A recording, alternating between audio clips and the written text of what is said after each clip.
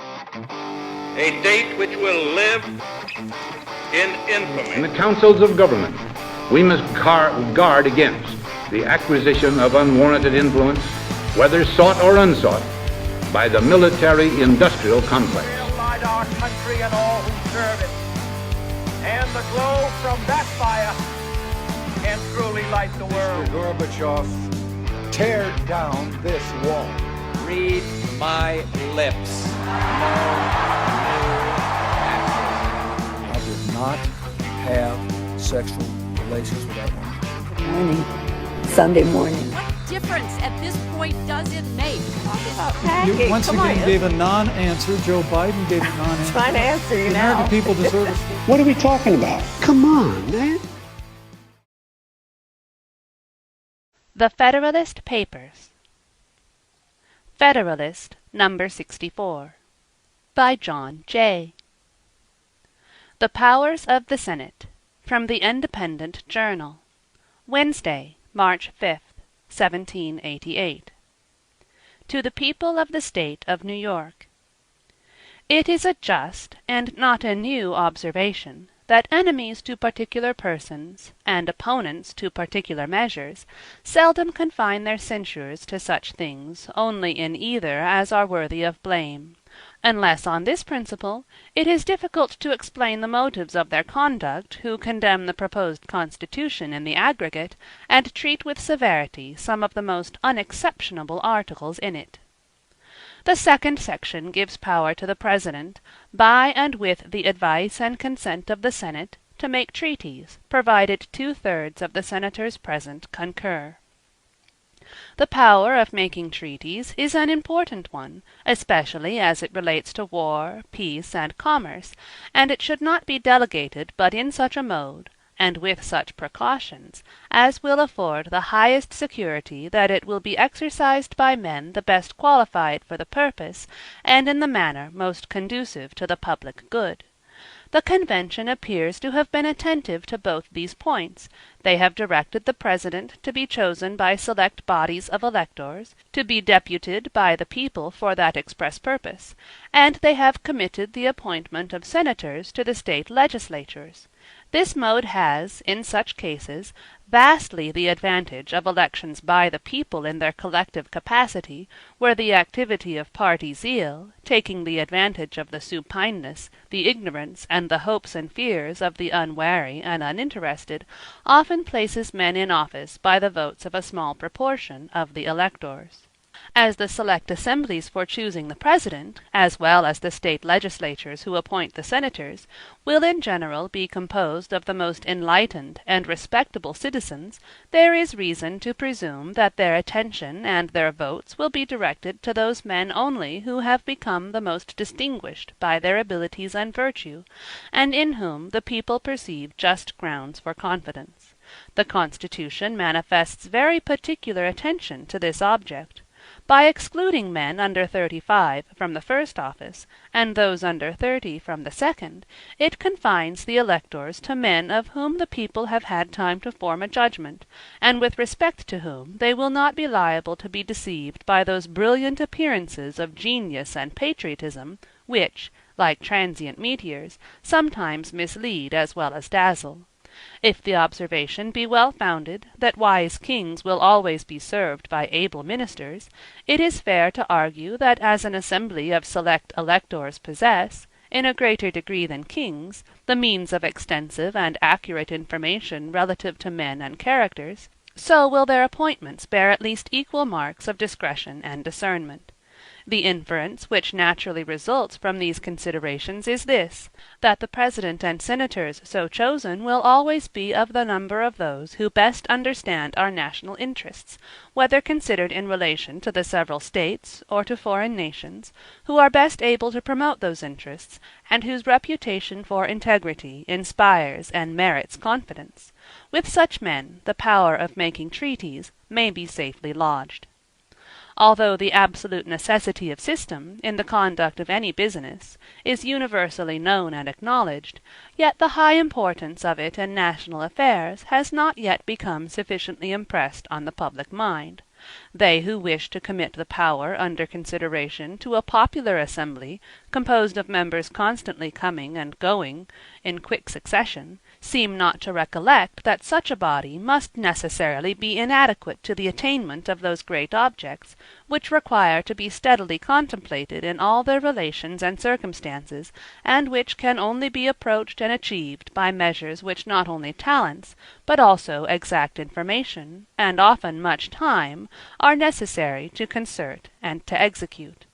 It was wise, therefore, in the Convention to provide, not only that the power of making treaties should be committed to able and honest men, but also that they should continue in place a sufficient time to become perfectly acquainted with our national concerns, and to form and introduce a system for the management of them.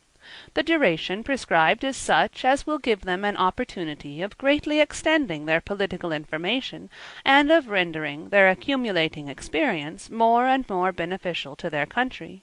Nor has the Convention discovered less prudence in providing for the frequent elections of senators in such a way as to obviate the inconvenience of periodically transferring those great affairs entirely to new men, for by leaving a considerable residue of the old ones in place, uniformity and order, as well as a constant succession of official information, will be preserved.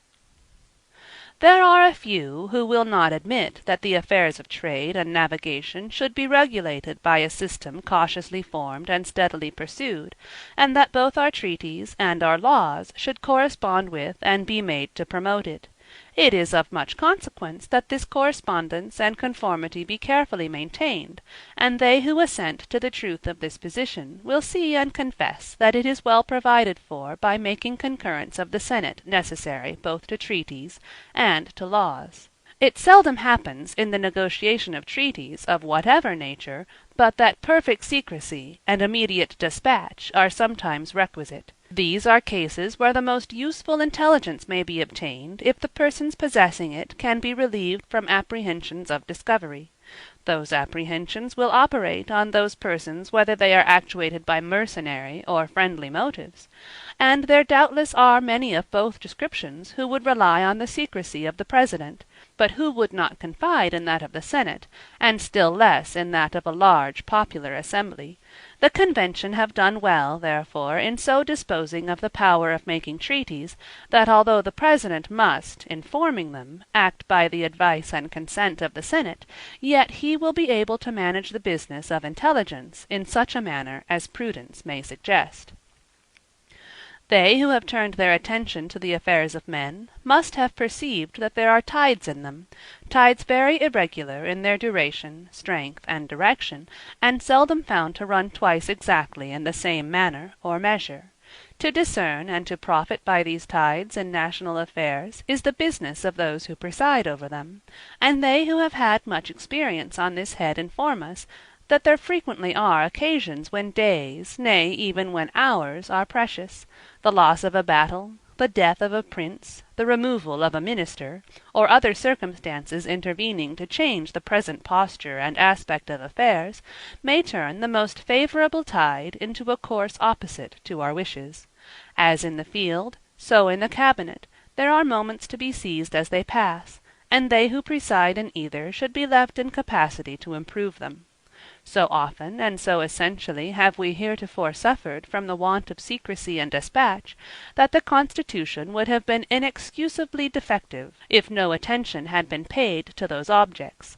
Those matters which in negotiations usually require the most secrecy and the most despatch are those preparatory and auxiliary measures which are not otherwise important in a national view than as they tend to facilitate the attainment of the objects of the negotiation. For these the President will find no difficulty to provide, and should any circumstance occur which requires the advice and consent of the Senate, he may at any time convene them. Thus we see that the Constitution provides that our negotiations for treaties shall have every advantage which can be derived from talents, information, integrity, and deliberate investigations on the one hand, and from secrecy and despatch on the other. But to this plan, as to most others that have ever appeared, objections are contrived and urged. Some are displeased with it, not on account of any errors or defects in it, but because, as the treaties, when made, are to have the force of laws, they should be made only by men invested with legislative authority. These gentlemen seem not to consider that the judgments of our courts, and the commissions constitutionally given by our governor, are as valid and as binding on all persons whom they concern as the laws passed by our legislature.